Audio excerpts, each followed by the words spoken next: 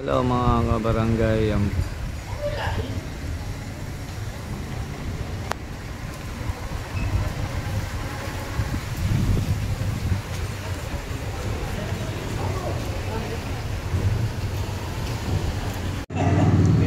po yung outpost natin mga kabarangay. Dito po sa Tadilong na nasa second floor po tayo. Ito po yung hagdan. Ayan po yung baba. Mamaya po makikita nyo yan. Tapos may bintana po tayo dyan na palabas po ng Tadilong outpost. Ayan.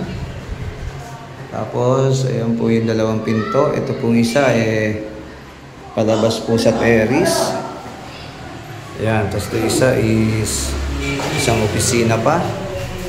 Ayan. May opisina tayo rito. Ayan.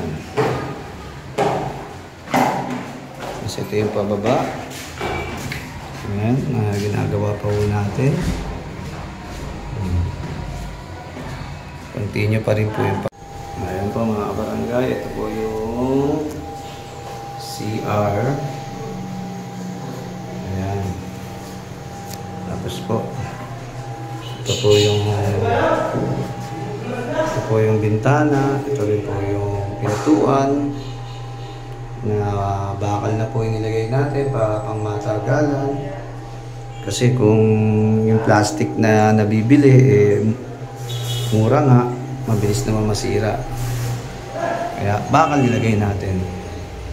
Kasi ito po yung lababo niya na yan, nandyan. Yan, pag lumayo ka, ayan po yung lababo. Di ba? Barangay 35. Tapos yan po, digital pa po yung outpost natin. Diba? Ayan. Ganda po sa taas yan. No? Ayun. Kasi ito po yung loob. Ayan.